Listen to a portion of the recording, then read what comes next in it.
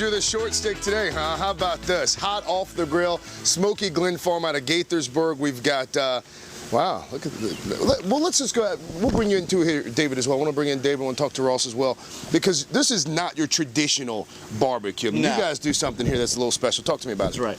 Well, we cook our chicken slow for about 4 hours, which is much longer than most people would, because it gives it a unique flavor, it keeps the moisture in, and it makes the skin ultra crispy. 4 hours? 4 hours. And what do you guys use in terms of coal? I mean, are these just your regular coals that you'd get from the grocery store? They are, but we make sure they're hickory coals. We get it from the same distributor so we can assure the consistency of the coal, same heat, same temperature all the time. And we also use salt, pepper, vinegar, and oil, and that's all we use on them. Before the commercial break, we saw you guys spraying the chicken down. What were you guys spraying it down with? That's the vinegar and oil. That's the to keep vinegar the and oil. moisture in and give it that vinegar flavor. How often do you spray it down? We spray it down about once every 15 to 30 minutes. And you guys are going to cook it for how long? 4 hours. 4 hours? Yes, sir. At what temperature, roundabout? We cook it a little lower than you would at home, probably about 250. And that's what makes it so succulent. That's what makes it so good. Do you guys marinate it beforehand? We do not. No marinade? Straight out the box. Straight out the box? Yes, sir. All right, I want to bring in Dave really quick, because we've got, for those folks who don't necessarily eat meat, we do have some vegetables as well. Yes, sir. This has become a very popular alternative to your normal hamburgers or hot dogs. Yeah.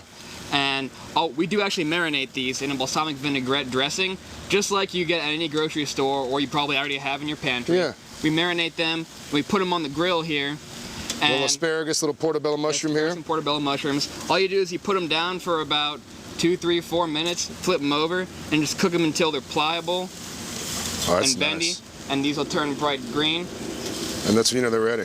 That's how you know they're ready. Generally, though, the folks who are eating the chicken probably aren't the same folks eating the portobello mushrooms and the asparagus. Huh? You'd be surprised. Some people like to get a little bit of everything when they come to our place. All right. Dave, do appreciate it. We're actually going to come back out here a little bit later in the broadcast as well, Pat, to spend some more time talking about it. But again, I don't know if you can fully appreciate it back there in the studio, but up close, this is some delicious looking chicken. Hopefully there'll be some left for us to share. So we'll come back out. Again, Smokey Glen Farm out of Gaithersburg, Maryland. But for now, we're going to toss it back into the studio to you, Pat. And it's Friday, so despite the rain, we're grilling on the front lawn. Craig has just gone outside to fire up the grill to cook some chicken. Next.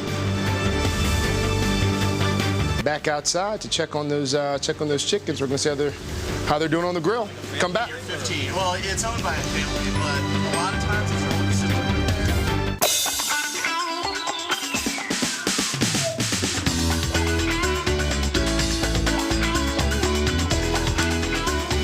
Man, it sounds like it might be a good weekend to do some grilling outside. Why not put some chicken on the grill? We're here with Smokey Glen Farms. They're out of Gaithersburg.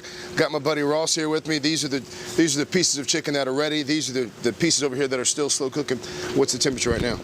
It's about 165 right now, which is the minimum you want to have them done. You want to get them to 165 or 180. And you guys have an elaborate setup here, but for folks who are at home who might want to put some meat on the grill this weekend, what are some things they should keep in mind? Well, keep in mind charcoal is always the best for cooking.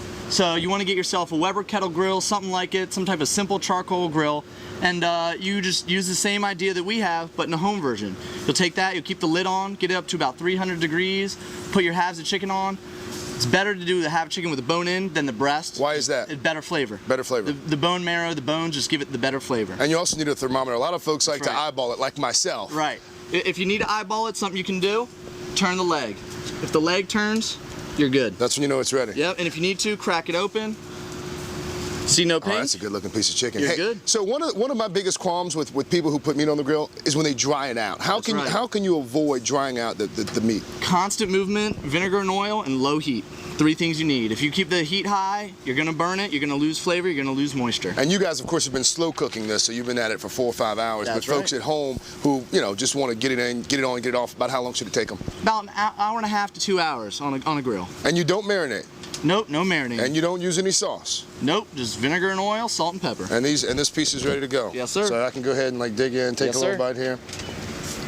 That's good chicken, too. That's good. I don't even have to fake it on television. All right, Pat, we're going to send it back to you. I'll bring some chicken for you as well. Smokey Glen Farm, Gaithersburg. All right, but just make sure you bring it all the way into the building.